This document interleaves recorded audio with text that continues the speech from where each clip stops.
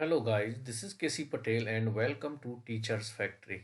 Teachers factory के YouTube channel में आप सभी का स्वागत है। अगर आप लोग चैनल पर नए हैं और शिक्षक भर्ती की तैयारी करते हैं तो शिक्षक भर्ती से रिलेटेड क्लासेस एवं नोट्स के लिए चैनल को सब्सक्राइब कर लें एंड बेल आइकन को जरूर दबा दें ताकि आप लोगों को टाइम टू टाइम नोटिफिकेशन मिलते रहें। 21 जनवरी 2024 को सीटेट का पेपर है। एग्ज़ाम सिटी आप लोग चेक कर सकते हैं, उस पर ऑलरेडी वीडियो में बना चुका हूँ। ये प्रैक्टिस सेट नंबर हमारा 7th नंबर का है जिसमें हम 30 क्वेश्चन करने वाले हैं।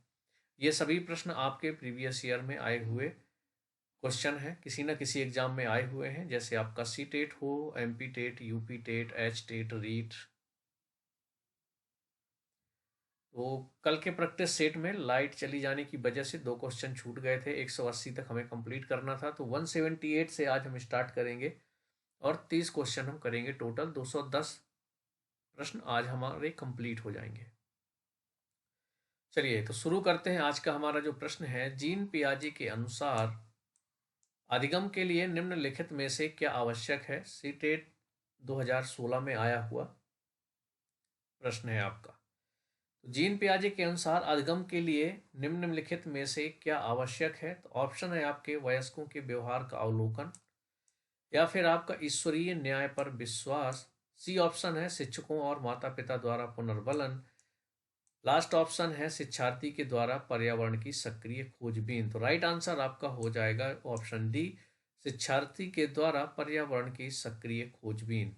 यहाँ पर मैं आपको ना तो थ्योरी समझाने वाला हूँ, क्योंकि हमें ज़्यादा से ज़्यादा क्वेश्चन कंप्लीट करने हैं। अगर आप लोगों ने थ्योरी अच्छे से पढ़ लिया होगा तो आपको जो प्रश्न है जो पूछे जा रहे हैं एग्जाम में, उनका कॉन्सेप्ट भी क्लियर होगा और आपका राइट आंसर क्या होगा ये मैं आपको बताता चल रहा हूँ। तो प्रश्न जो है जल्दी भी ख़त्म होंगे और ज़्यादा से ज़्यादा प्रश्न करने हैं, तो हम अभी रात में भी आपकी एक क्लास ले लेंगे, उसमें और 30 क्वेश्चन कंप्लीट करवा देंगे। इसके बाद कल आप लोगों की हिंदी पेडोलॉजी, एक इंग्लिश पेडोलॉजी और मैथ पेडोलॉजी, 3 क्लास बचेंगे। तो इनकी महामैराथन क्लास मैं एक एक दिन में कंप्लीट करवा दूंगा। कल से आपकी महामैराथन क्लास स्टार्ट होगी, हिंदी पेडोलॉजी, इंग्लिश पेडोलॉजी और अभी आपका पर्यावरण बचा हुआ है। मैंने आप लोगों से प्रॉमिस किया था कि एग्जाम के पहले मैं आप लोगों का पूरा पर्यावरण अध्ययन एनसीईआरटी का करवा दूंगा, तो उसे भी करवाना है। तो बस आप लोग रिवीजन करिए। अब आपका थ्योरी पढ़ने का उसका टाइम नहीं है, आपको तो बस रिवीजन करना है। ज़्यादा से ज़्यादा क्वेश्चन करने हैं। वन लाइनर जैसे पर्यावरण अध्ययन में है वो मैं आपको करवा दूंगा, बहुत हेल्पफुल रहेगा आप लोगों के लिए। चलिए अगला प्रश्न है जो हमारा 179 का। जीन पियाजे के अनुसार प्रारूप यानी कि स्कीमा निर्माण वर्तमान योजनाओं के अनुरूप बनाने हेतु नवीन जानकारी में संशोधन और नवीन जानकारी के आधार पर पुरानी योजनाओं में संशोधन के परिणाम के रूप में घटित होता है। इन दो प्रक्रियाओं को जाना जाता है। ये आपका सीटेट 2016 में आया हुआ है पेपर 1 में। ऑप्शन है आपके समावेशन और अनुकूलन के रूप में, या फिर सामीकरण और संशोधन के रूप में, समावेशन और समावेजन के रूप में। ऑप्शन सी है, डी है आपका समावेजन और अनुकूलन के रूप में। तो आपके क्या होता है यहाँ पर, जब किसी, यहाँ पर पढ़िएगा क्या बोल रहा है, योजनाओं के अनुरूप बनाने हेतु नवीन जानकारी में संशोधन। जब नवीन जानकारी में संशोधन की बात की जाए तो उसे समावेशन कहते हैं। नवीन जानकारी के आधार पर पुरानी योजनाओं में संशोधन के परिणाम, इसको समायोजन कहा जाता है। याद रखिए। तो राइट आंसर आपका हो जाएगा ऑप्शन सी, समावेशन और समायोजन के रूप में। अगले प्रश्न की तरफ चलते हैं। 180 नंबर का है। पियाजे मुख्य रूप से किसके अध्ययन के लिए जाने जाते हैं। तो ये सभी लोगों को आंसर इसका पता होगा, भाषा विकास, यौन विकास, संज्ञानात्मक विकास और सामाजिक विकास। तो राइट आंसर आपका हो जाएगा संज्ञानात्मक विकास। कॉग्निटिव डेवलपमेंट थ्योरी दी गई थी जीन पियाजे के द्वारा। अगला प्रश्न है हमारा, उसकी तरफ चलते हैं। अगला प्रश्न है, कोहलबर्ग का सिद्धांत निम्न में से किस विकास से संबंधित है। कोहलबर्ग का सिद्धांत कौन सा है, ये भी आप आसानी से लगा सकते हैं। भाषा विकास, सामाजिक विकास, नैतिक विकास या फिर शारीरिक विकास। राइट आंसर आपका हो जाएगा नैतिक विकास, क्योंकि कोहलबर्ग की जो थ्योरी है वो है मोरल डेवलपमेंट थ्योरी। ओके, चलिए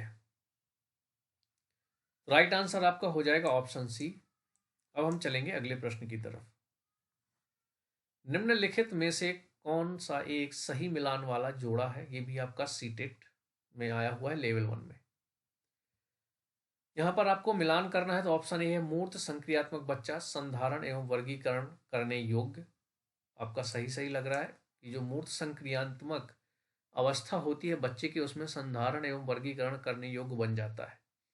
इसके बाद बात करें हम औपचारिक संक्रियात्मक बच्चा, तो इसमें अनुकरण, प्रारंभ, कल्पनात्मक खेल, तो बिल्कुल नहीं, गलत हो जाएगा। औपचारिक संक्रियात्मक में मूर्त रूप आ जाता है, कॉन्क्रीट जो आपका था।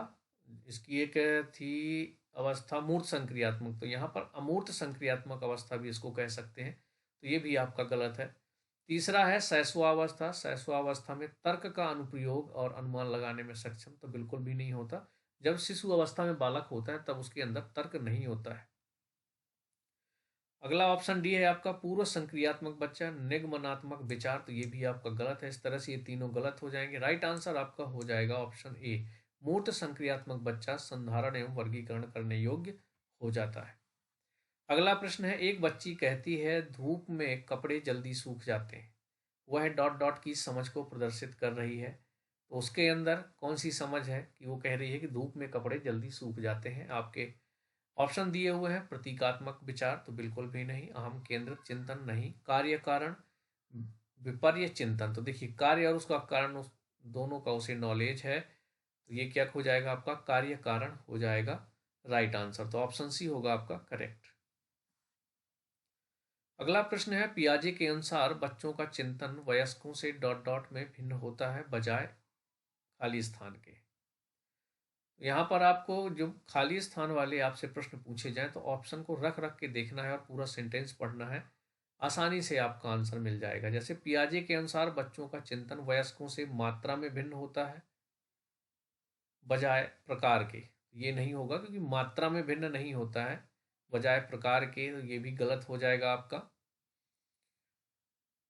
दूसरा अगर आप रखते हैं यहाँ पर, तो पियाजे के अनुसार बच्चों का चिंतन वयस्कों से आकार में भिन्न होता है, तो देखिए चिंतन आकार में नहीं होता है।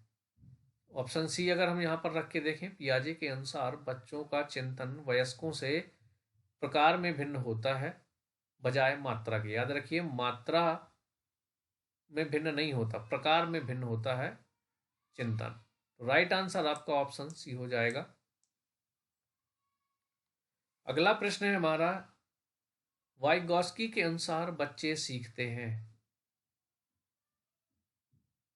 ऑप्शन है आपके, जब पुनर्बलन प्रदान किया जाता है, परिपक्व होने से, अनुकरण से, या फिर वयस्कों और समवयस्कों के साथ परस्पर क्रिया से।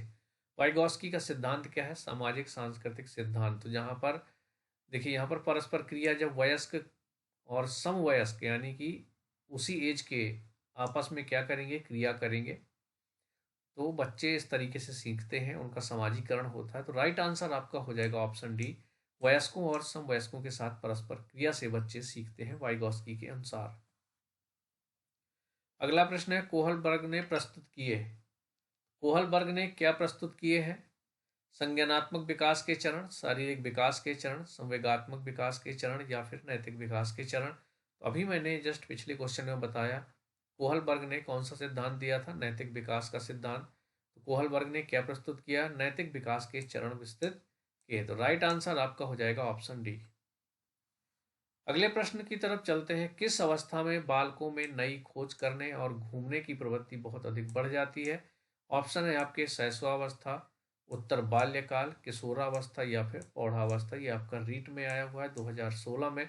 इसका राइट आंसर हो जाएगा ऑप्शन बी, उत्तर बाल्यकाल में नई खोज करने की और घूमने की प्रवृत्ति अधिक बढ़ जाती है। चलिए अगले प्रश्न की तरफ देखते हैं, विकास की किस अवस्था तक बुद्धि का अधिकतम विकास होता है? विकास की किस अवस्था तक बुद्धि का अधिकतम विकास होता है? ऑप्शन बाल्यावस्था, शैशवावस्था, किशोरावस्था, या फिर आपका प्रौढ़ावस्था। तो राइट आंसर आपका हो जाएगा किशोरावस्था। बुद्धि का अधिकतम विकास किशोरावस्था तक हो जाता है।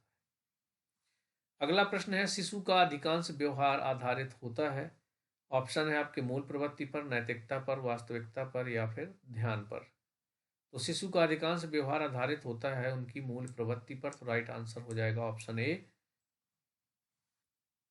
अगला प्रश्न है हमारा, निम्नलिखित में से कौन सा वृद्धि और विकास के सिद्धांतों से संबंधित नहीं है?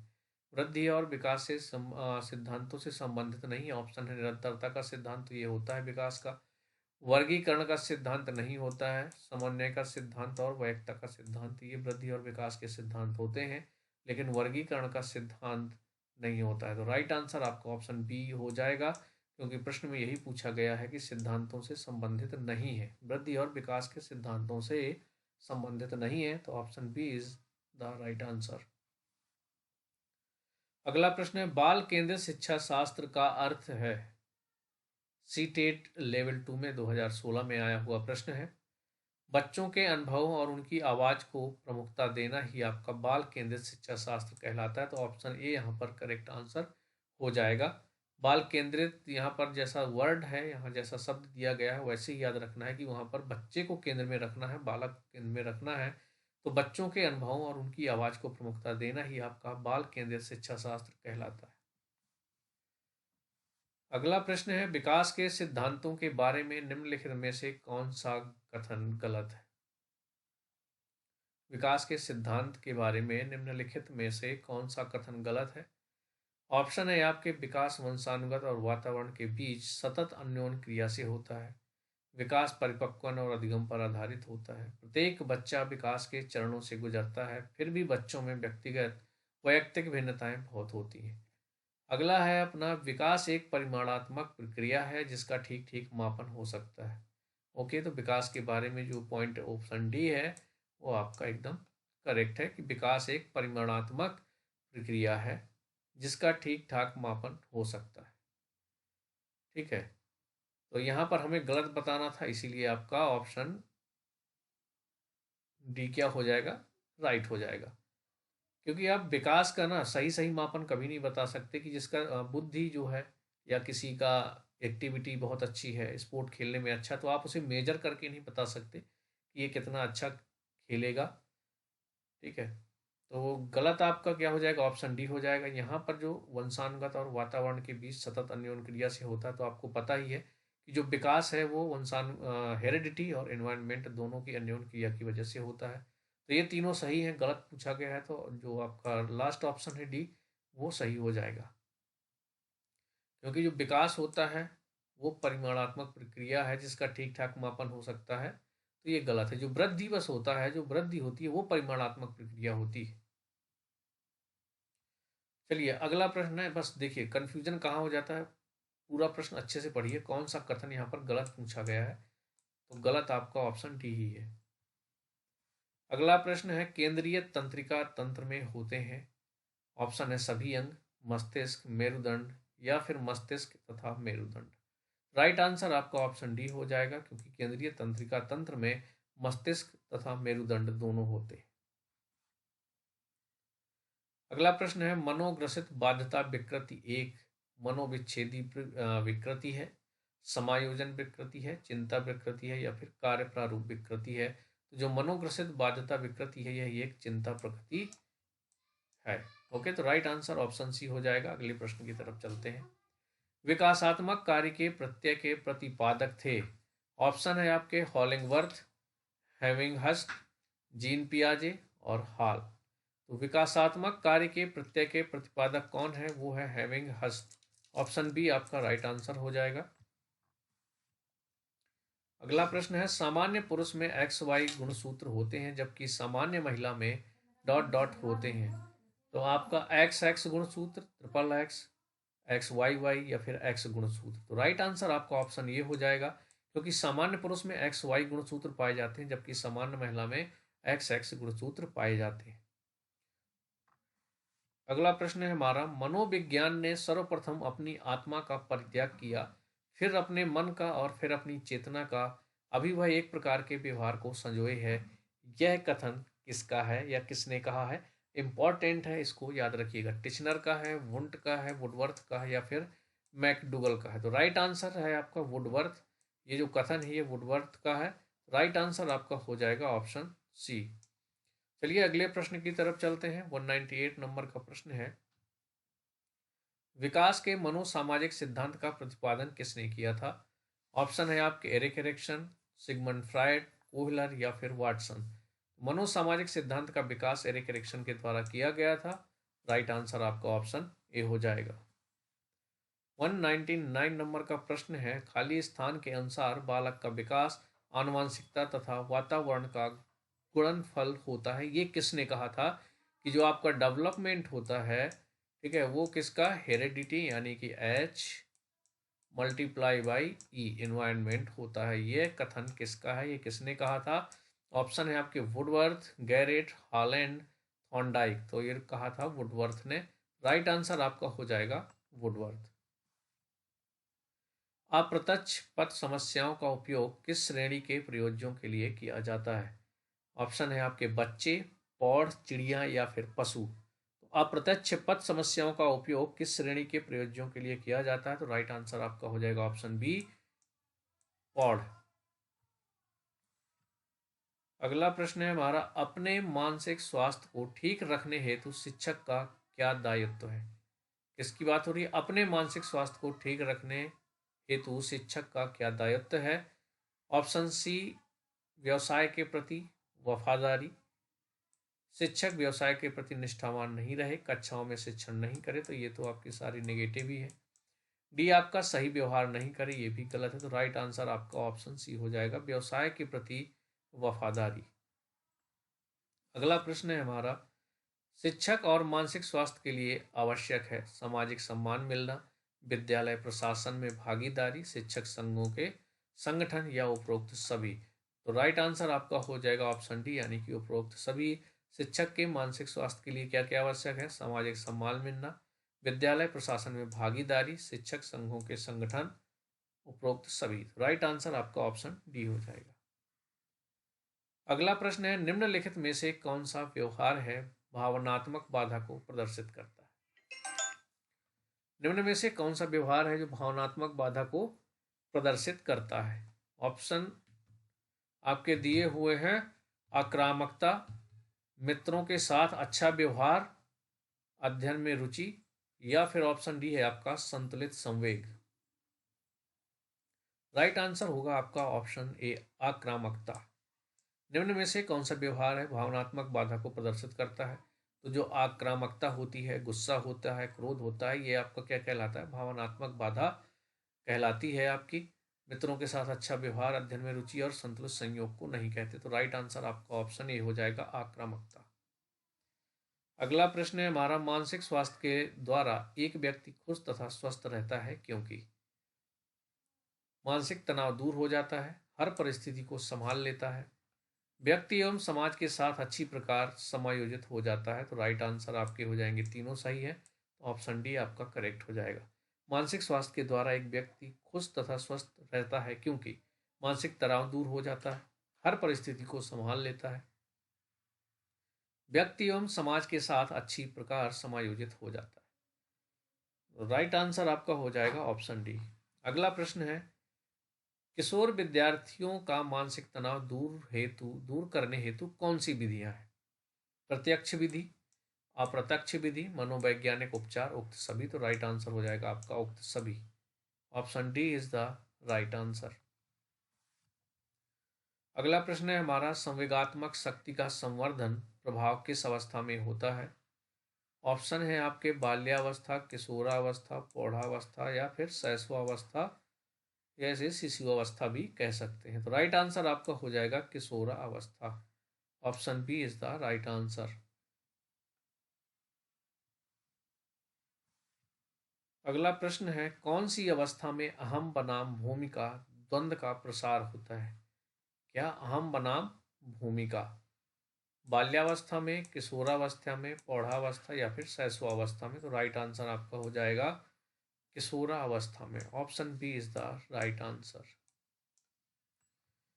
अगला प्रश्न है, एक मानसिक सशक्त व्यक्ति निम्नलिखित में से कौन सा व्यवहार प्रदर्शित करेगा? मानसिक सशक्त व्यक्ति जो होगा वो कौन सा व्यवहार प्रदर्शित करेगा? दूसरों की गलतियों को बताना? तो बिल्कुल भी नहीं। स्वयं की गलतियों को सुधारने के तरीके ढूंढना? तो यह आपका सही हो सकता है।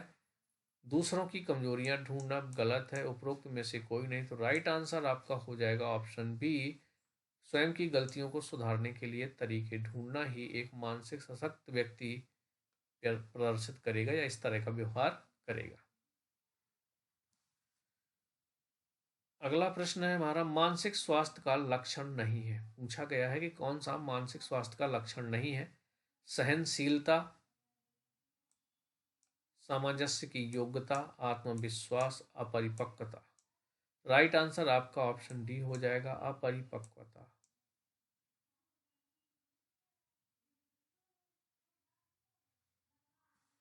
आज का लास्ट प्रश्न है हमारा ये, टोटल 30 प्रश्न आज मैंने करवा दिए।